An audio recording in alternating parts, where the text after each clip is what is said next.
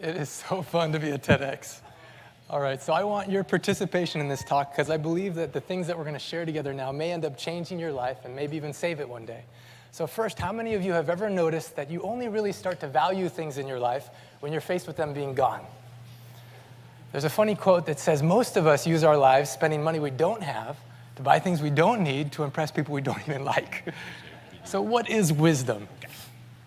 One definition, as a university researcher and current CEO of an organization called Wisdom of the World, I've seen a lot of definitions of wisdom. One that I really like is this. Wisdom is learning to value the things you have while you have them. So most of my life, I haven't done this. I've wanted things that I don't have or wanted to be someone that I'm not. So there's a lot of suffering. Then I met this master healer from the Himalayas who initially I was very skeptical of. But he introduced me to an ancient science that totally transformed my capacity to value my life and the things in it. I want to share with you 3 experiences early on with him I think can benefit you, and then with 3 questions I want you to answer that I think can change your life forever. So first experience. How many of you have had an experience where you've been with someone that you love, and they've been struggling with some challenge or problem, some pain? You wanted to help them and you didn't know how. So for me, that was my dad. I remember the day that he called me on the phone and said he needed to meet in his office. I knew something was wrong. When I went to his office, I sat in the chair in front of his desk, and he sat in the chair to the side, looking at the floor in silence for what seemed like a long time. Finally, when he lifted his eyes, he looked at me and said, "Clint, I haven't told your mother, and I haven't told your brothers or sisters, but I don't even know if I'm going to live through this week. And I just want someone to know where the loose ends are so your mother doesn't have to worry about it." I remember that feeling like life punched me in the gut.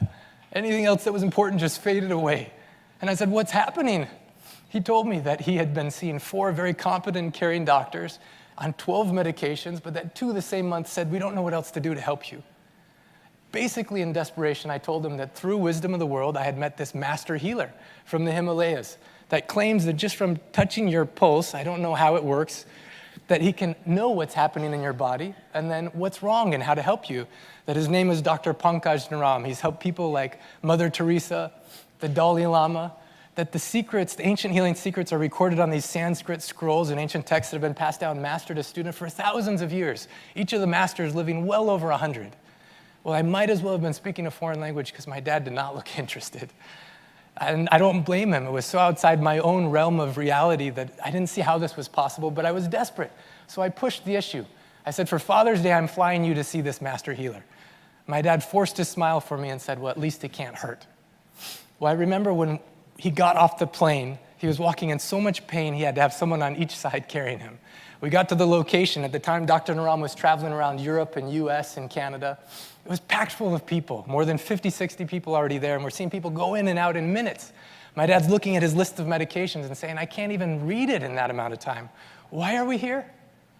And I remember when his name was called, watching him very slowly walk, hunched over, in pain, suffering, and go in the door, and it shut behind him. I waited very anxiously on the other side. When the door opened again minutes later, I saw him walking straighter, and he had a different look in his eyes. I said, "Dad, what happened?" He said, "I don't know how to explain it. I didn't tell him anything, but he just felt my wrist, and in seconds he started telling me what my problem was." He says, "Even if my 4 doctors were in the same room, which never happens, I don't think they could have described as accurately what's happening in my body and my mind and my emotions." Well, after this initial experience with my dad, I became very interested in what is this ancient science. I began studying, and I came across during this time a brilliant German professor, a professor from Germany by the name of Dr. Ludwig Max Fischer, who spent years of his life studying distinctions between Western medicine and lots of these forms of ancient healing. Just one of the points he shares is that in the West, we often focus on everything like it's a fight. We want to fight cancer, fight bacteria, we want to kill the pain. He says, but in the ancient healing, they look at things in terms of balance and purification. The way Dr. Naram explained it to me is this. He says, in your body is a microcosm of the macrocosm. All the elements that exist in nature also exist in you. So when he feels your pulse, he knows the vata or wind energy, pitta or fire energy, and kapha or water and earth energy. Based on which one jumps the strongest and the pattern of the jumping, he knows where's the imbalance, where's the blocks, and then can predict with astounding accuracy the problems that you're facing physically, mentally, and emotionally. Well, Then they have 6 instruments, basically, in this ancient science, how to help you remove the blocks and rebalance your system. One of them is just knowing what to eat and what not to eat. Second is because it's deep healing, it's not superficial pushing down symptoms. Sometimes it requires discipline and patience and a lifestyle change. Third is home remedies from your own kitchen or herbs from the earth. Panchakarma or Ostakarma, if you haven't heard of it, look it up on Google. Then marma, understanding what are the subtle energy points in the body that when you press them, remove blocks and help rebalance the system. Well, my dad disciplined himself, changed his diet, took herbs we never heard of before. 6 months later, we were sitting in the same chairs. He told me now he had a very big problem. I said, what this time? He says, I don't know what to do with all these medications. In 6 months, he'd gone from 12 medications to 1. No more diabetes, cholesterol, blood pressure, no more CPAP machines, sleeping pills. He had no pain in his whole body, so much energy. He wanted to complete his 30-plus years of work in writing a book on how to help kids make good choices. I remember that night just kneeling next to my bed and just saying, thank you, God. So when I went to this master healer, the second experience I want to share with you was I went to thank him. I said, I feel like you've given me a gift worth more than any amount of money. More people should know this ancient science exists. They may not choose it, but they should know it's a choice. He laughed. He said, I need help, but not from you. I said, why not? He said, your mind is way too crowded. So he advised me to do 2 things. One of them was to go for a period of silence. So for you here or watching this video, what's the longest period of time you've gone since you were born until now without talking? Maybe a couple hours, half a day, whole day? He made me go for 10 days of silence. One of the most difficult things I've ever done, and also one of the most rewarding. First time in my life, I started to see who I was. Second, I saw so many things I was doing that I thought were important were just games invented by other people.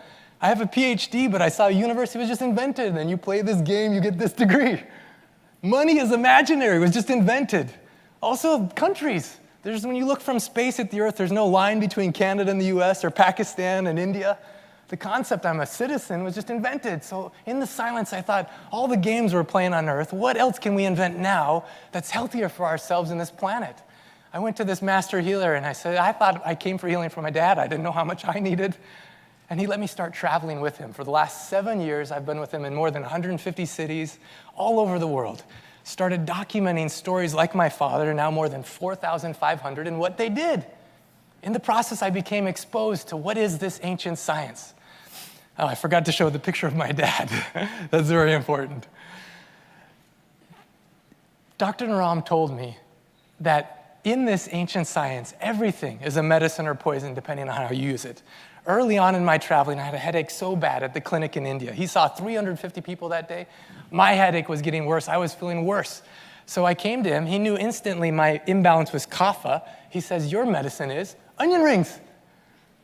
I was surprised. He explained, no, everything's a medicine or poison depending on how you use it.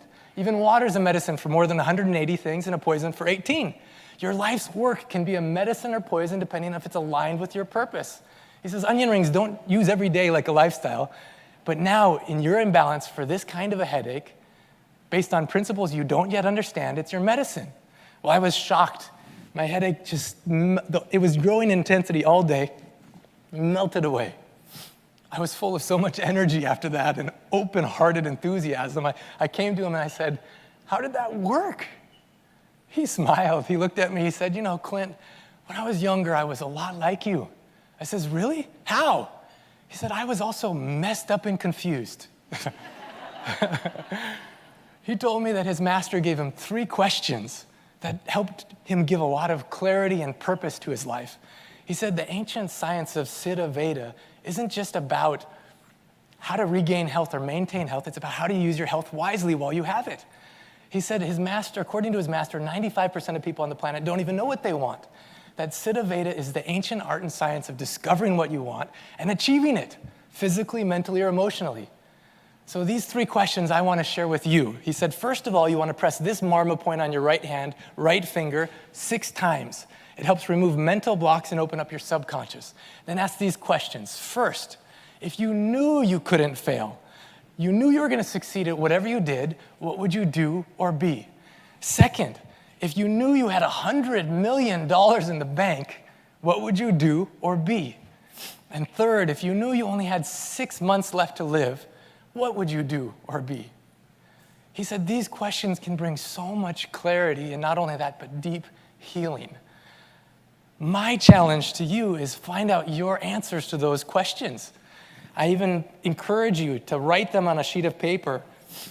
I made this one the same size as a $100 bill, but whatever your currency is, I would make it the same size as your money. Put it wherever your money is, and remember that your answers to these 3 questions are worth more than any amount of money. That instead of spending our money on things we don't need to impress people we don't like, why not spend our time, which is the most valuable thing that we have, with people that we love and doing things that matter? So in summary, I hope you remember this experience of my father. I hope you remember this definition of wisdom, to value the things that you have while you have them. I hope you spend more time in silence asking, who are you? Why are you even doing what you're doing? And third, perhaps the most important thing that you can do for yourself and those that you love is ask these 3 questions. Share them with others. Give them that gift of asking these questions too. If the answers don't come right away, press that marma point. It helps remove blocks and open your subconscious. Ask the questions until you find those answers. Write them down. Review them every day. And I believe that as more of us do this, we can, like Dr. Naram and this ancient science, see seemingly impossible things become possible. That your life can be filled with true wisdom. And that together we can help create this world to be a healthier and happier place. Namaste.